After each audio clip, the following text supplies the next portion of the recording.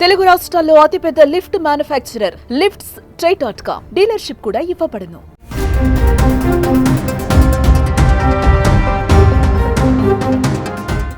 మీకు ముక్క లేకపోతే ముద్ద దిగదా? ప్లేట్లో చికెన్ పీస్ లేకపోతే చిరాకా? వారానికి కనీసం ఒక్కసారైనా తింటారా? అయితే మీకు ఇది బ్యాడ్ న్యూసే. సండే వస్తే సంతకు వెళ్ళి సంచిలో చికెన్ తెచ్చుకోవడం కామన్. పొరుగింట్లో పొయ్యి మీద చికెన్ వండితేనే ఆ పొగలకి మన ఇంట్లో మన నోట్లో నీళ్లు ఊరుతాయి. ఇక chicken biryani, fried rice, KFC లాంటి వాటి గురించి చెప్పనవసరం లేదు. పిల్లల నుంచి పెద్దవాళ్ళ వరకు లొట్టలేసుకుంటూ తింటారు. అది మార్కెట్లో చికెన్కి ఉండే క్రేజ్. అలాంటి చికెన్ లవర్స్కి తాజాగా షాకింగ్ న్యూస్ తగిలింది.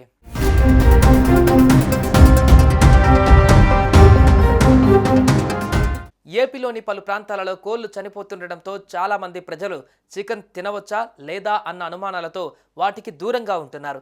ఇప్పటి వరకు గుర్తించని ఓ వైరస్ జాతి కోళ్లకు సోకుతుండటంతో కోళ్ల ఫారం యజమానులు కూడా ఆందోళన వ్యక్తం చేశారు. ఏం జరుగుతుందో తెలియదు, ఏ మహమ్మారి సోకిందో కానీ కోళ్లు పిట్టల్లా రాలిపోతున్నాయి. అంతుపట్టని వైరస్ ఎఫెక్ట్తో తెలుగు రాష్ట్రాలలోని నాటు, బాయిలర్ కోళ్లు పెద్ద సంఖ్యలో మృత్యువాత పడుతున్నాయి.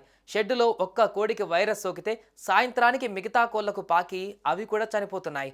దాంతో కోళ్ల ఫారంల యజమానులు గతంలో ఎప్పుడూ లేనంత నష్టాలను చవిచూస్తున్నారు. వైరస్ కారణంగా కోళ్లు చనిపోతే ఆ షెడ్డులో 3 నెలల వరకు మరొక బ్యాచ్ పిల్లలు వేసే అవకాశం ఉండదు. దాంతో యజమానులకు భారీ నష్టం మిగులుతోంది.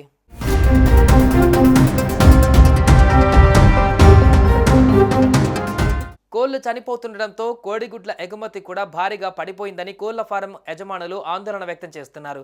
కోళ్లకు H5N1 అనే వైరస్ సోకినట్లు పశుసంవర్ధక శాఖ అధికారులు పలు అనుమానాలు వ్యక్తం చేస్తున్నారు. చనిపోయిన కోళ్ల శాంపిల్స్ను సేకరించి హైదరాబాద్కు పంపించారు. మృత్యువాత పడ్డ కోళ్లను రోడ్డు పక్కల ఊడ్చవద్దని అధికారులు సూచిస్తున్నారు.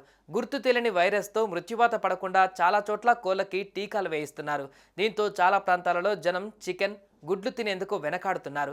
చికెన్, గుడ్లను తినడం వల్ల ఎవరూ అనారోగ్యానికి గురికాలేదని నిపుణులు చెబుతున్నారు. ప్రజలు అనుమానాలు పడవద్దని అధికారులు చెబుతున్నారు. చికెన్, గుడ్లు తినవచ్చని అంటున్నారు. కొల్లేరు సరస్సుకు వలస పక్షులు అధికంగా వచ్చాయని, దీంతో దానికి సమీపంలో కోళ్లు చనిపోయాయని అధికారులు భావిస్తున్నారు. ప్రజల ఆరోగ్యానికి ఎలాంటి ఇబ్బందులు ఉండవని చెబుతున్నారు. ప్రజలు నిశ్చింతగా చికెన్ తినవచ్చని చెప్పారు. కాగా పెరవలి మండలంలోని కానూరు అగ్రహారంలో అధికారులు 80 కోళ్ల నుంచి శాంపిల్స్ సేకరించారు. వాటిని భోపాల్లోని హై సెక్యూరిటీ ల్యాబ్కు పంపారు.